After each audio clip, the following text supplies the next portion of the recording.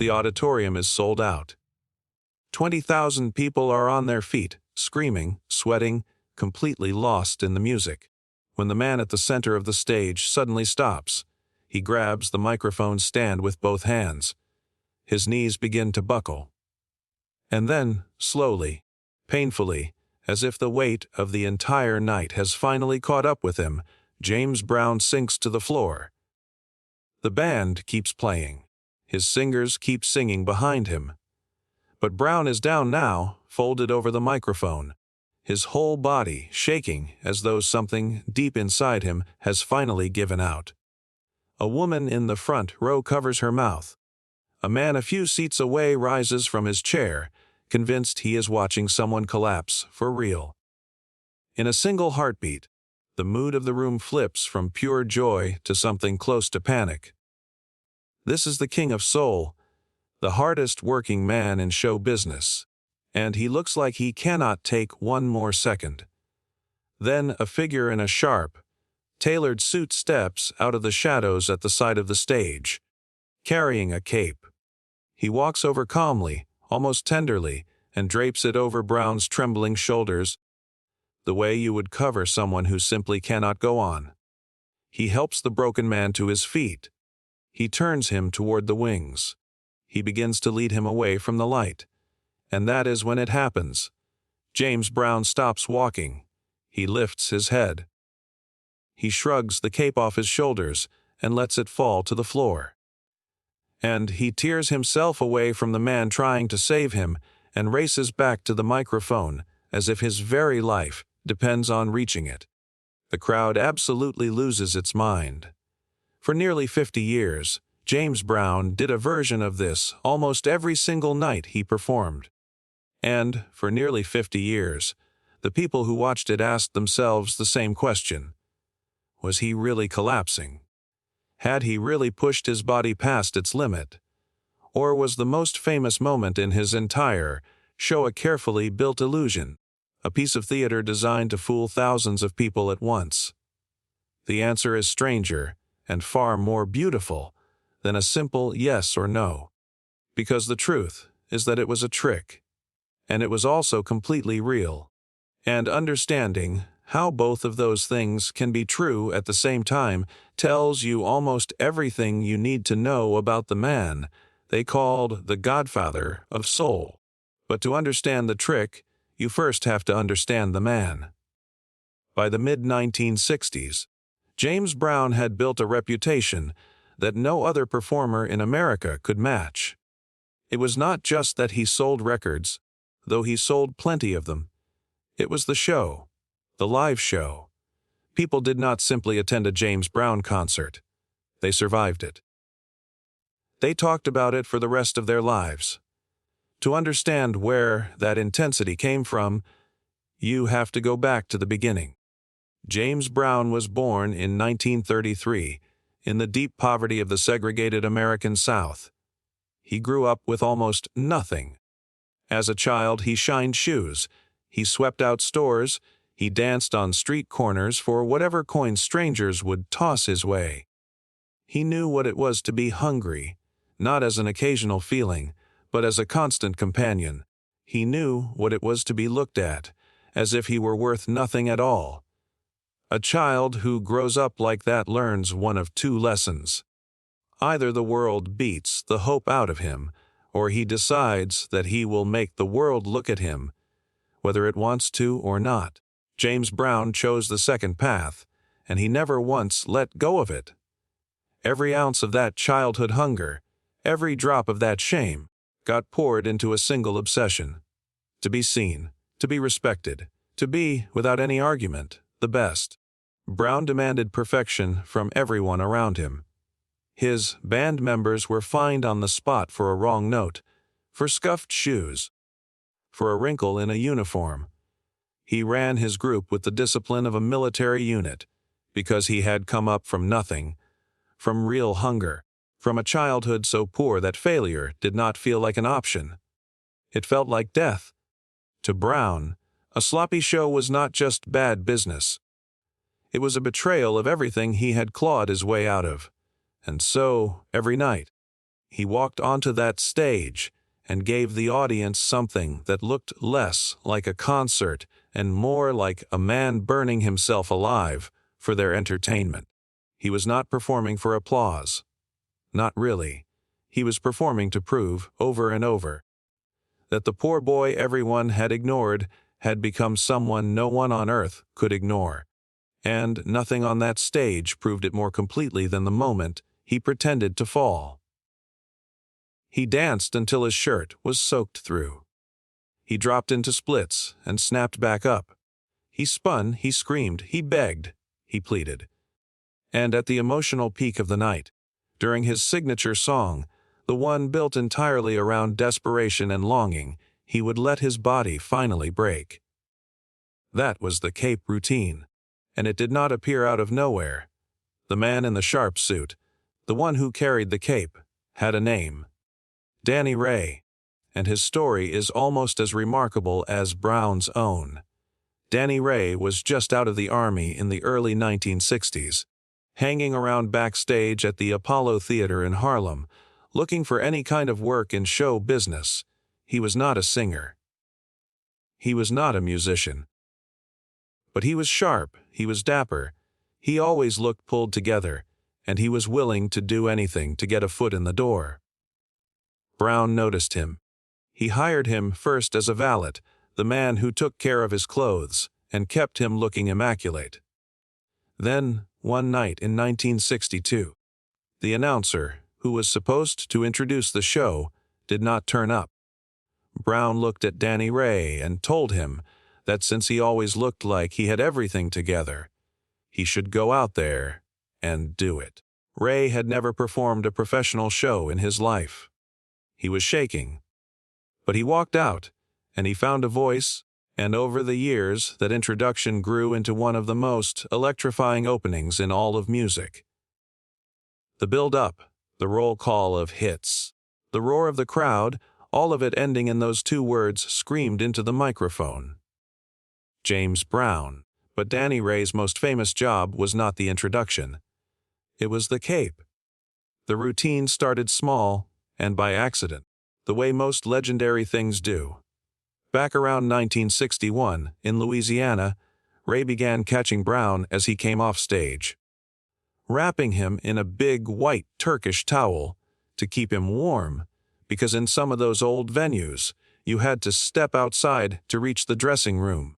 Brown, drenched in sweat, would let himself be wrapped up, and then, instead of leaving, he would turn around, throw the towel aside, and march right back out to sing one more time and steal one more encore from the crowd. Brown saw what that did to an audience.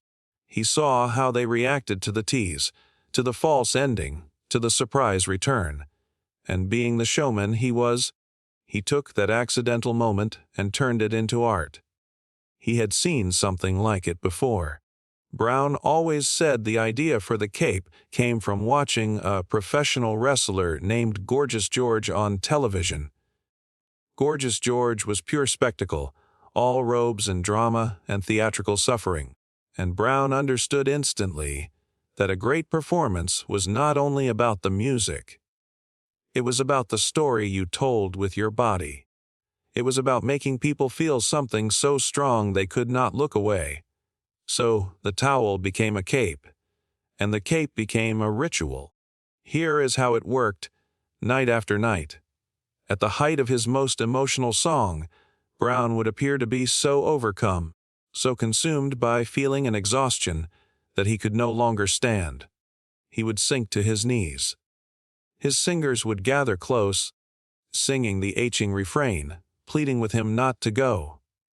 Danny Ray would emerge with the cape and lay it across his shoulders, gently guiding the fallen star toward the exit, as if the show were finally, mercifully over. And every single time, the audience believed it. Even people who had seen the routine before. Even people who knew, somewhere in the back of their minds, exactly what was coming. Because Brown sold it completely. There was no wink to the crowd, no hint that this was staged. His face said he was finished. His body said he was finished. Think about what that room felt like in those seconds. A moment earlier, the crowd had been dancing, delirious, swept up in one of the most exciting performers alive. Now they were watching that same man crumble in front of them. The joy did not just fade. It curdled into worry. Strangers grabbed each other's arms. People leaned forward in their seats. Some of them, especially the ones seeing it for the first time, genuinely feared they were about to witness a tragedy. The whole arena held its breath at once. Thousands of hearts beating a little faster, thousands of minds silently pleading for him to be all right. That collective fear was the whole point. Brown was not just entertaining these people. He was taking them on a journey through real emotion, dragging them down into dread so that he could lift them back up into ecstasy. He was playing the crowd the way he played his band, with total control, conducting their feelings note by note. And then he would throw off the cape and come roaring back. Sometimes he did it twice, sometimes 3 times. He would let Ray cover him, walk a few steps toward the dark, and then reject it all over again, fighting his way back to the microphone, while 20,000 people screamed themselves hoarse. Each return felt bigger than the last. Each one said the same thing without words. I am not done. I cannot stop. I have more to give you, even if it kills me. There is an old idea in show business that explains exactly why this worked. It is sometimes called the oldest trick there is. You let the people believe you have nothing left, that you have given everything you possibly can. And then, at the moment they have accepted it, you give them even more. You exceed the limit they thought they had just watched you reach. That gap between what they expected and what you delivered is where the magic lives. That is where an audience stops watching a performer and starts worshiping one. James Brown understood this in his bones. The collapse was not weakness. The collapse was the setup. The comeback was the payoff. And no one has ever done it better. Over the years, the cape itself became part of the legend. What started as a plain towel grew into a whole wardrobe of capes. In different colors and different fabrics, some of them heavy and ornate, treated with the kind of care you would give to a crown. Danny Ray handled them like sacred objects. In a real sense, they were. That cape was the single most recognizable prop in American music. And the man who carried it turned the simple act of draping it over a pair of shoulders into a piece of choreography as precise as anything the dancers did. But there was a hidden cost to all of it, one the audience never fully saw. Doing this night after night, city after city, year after year, took a brutal toll on Brown's body. He was not a young man playing one big show and then resting for a month. He toured relentlessly, sometimes performing hundreds of nights a year. And every one of those nights ended with him throwing his whole body onto the floor and dragging it back up again, sometimes 3 or 4 times before the encore was through. The knees of his trousers were regularly scuffed and stained. His voice was pushed to its breaking point. He gave the crowd the fantasy of a man who could always find more, and the price of that fantasy was that he actually had to find more, over and over, for decades. Behind the theater was a real body paying a real bill. The whole world got to see it on one unforgettable night. In October of 1964, in Santa Monica, California, an extraordinary concert was filmed for a movie called The T.A.M.I. Show. The lineup was almost impossible to believe. Chuck Berry, Marvin Gaye, the Beach Boys, the Supremes, Smokey Robinson, and closing out the entire show, a young British band that was just starting to break into America, the Rolling Stones. James Brown was scheduled to perform right before the Stones. And what he did in those few minutes became one of the most famous performances ever captured on film. He tore through his set with a ferocity the young, mostly white, teenage audience had never witnessed. They had simply never seen a human being move like that, sweat like that, feel like that. And then he reached the cape routine. He collapsed. Danny Ray covered him. He threw it off and came back. He did it again and again. 3 times he acted out his own downfall, and 3 times he resurrected himself. And by the end the crowd was in a state that can only be described as hysteria. Then the Rolling Stones had to walk out and follow that.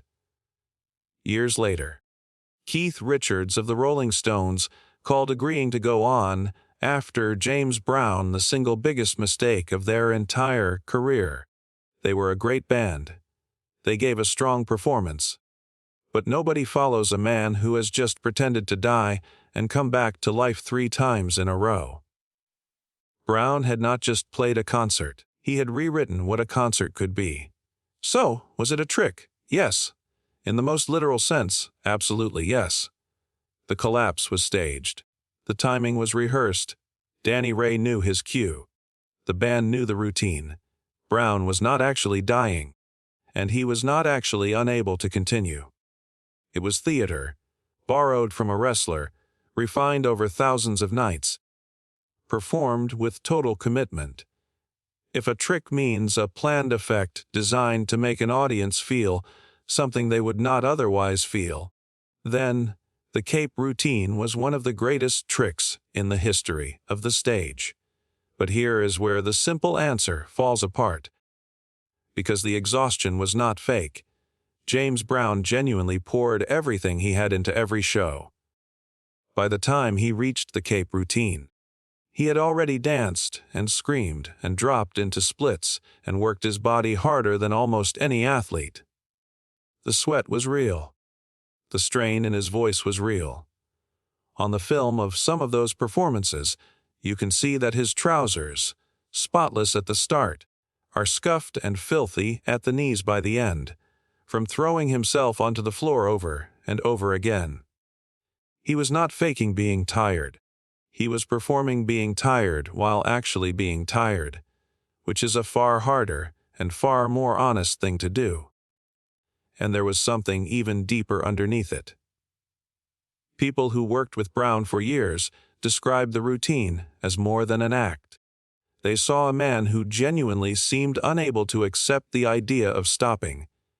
Danny Ray would come out to console him, to secure him, to lead him gently into rest, standing in for the whole audience and their exhaustion, their sense that surely, finally, the man could stop now.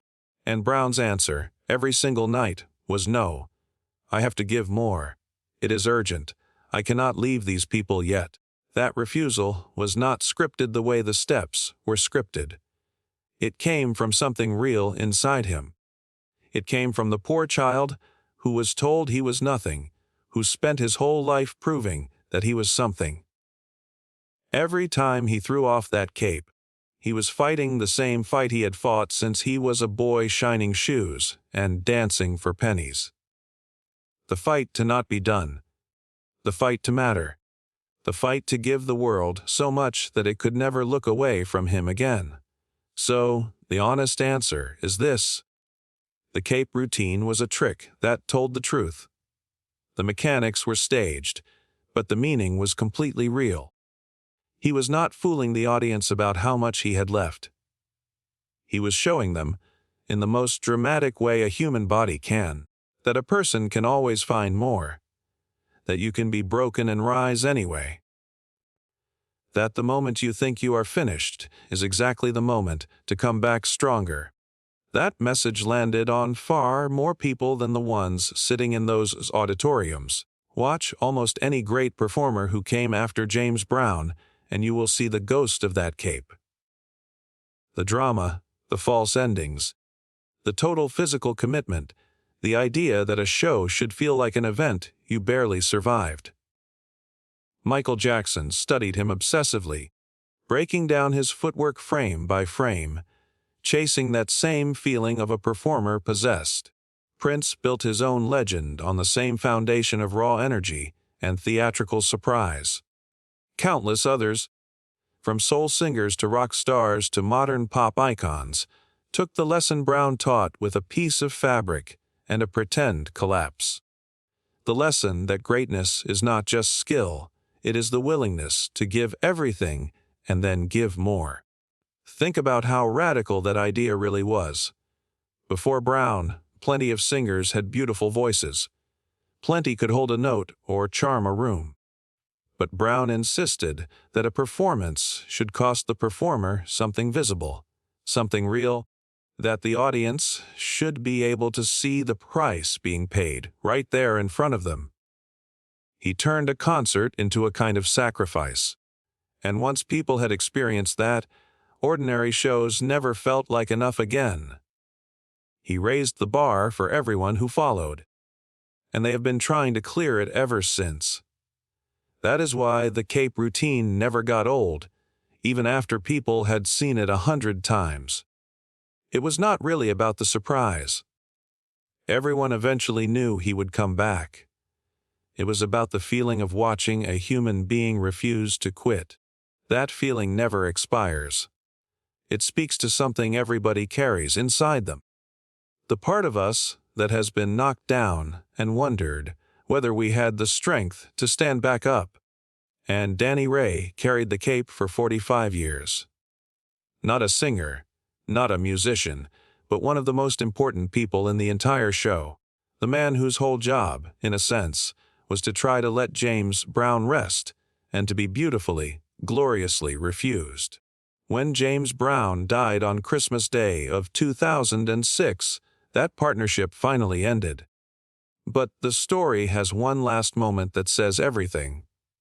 At the Grammy Awards a few weeks later, there was a tribute to the fallen legend, and Danny Ray walked out one more time, carrying the famous cape. Only this time there was no James Brown to cover. So Ray took the cape, and he draped it over an empty microphone stand, standing alone in the spotlight. One final cape for a man who was finally, truly gone. There was no one left to throw it off and come running back. And that, more than any words, is when the world understood what it had lost. Danny Ray himself passed away in 2021 at the age of 85, remembered as the second hardest working man in show business. So the next time someone tells you the James Brown cape routine was just a trick, you can tell them they are half right. Yes, it was staged. Yes, it was planned. Yes, it fooled 20,000 people a night, on purpose for 50 years. But it was never a lie. It was the truest thing about him, dressed up as theater. It was a poor boy from nowhere finding a way, night after night, to tell an entire arena that he would never, ever give up on them. And they believed it, because deep down, it was true. That is the difference between a cheap trick and real showmanship. A cheap trick takes something from you. Real showmanship gives you something you keep forever. And everyone who ever saw that cape hit the floor, and then watched James Brown come storming back to the microphone, kept a little piece of that feeling for the rest of their lives. If this story moved you, if you learned something you did not know about one of the greatest performers who ever lived, do him a small honor. Hit that like button.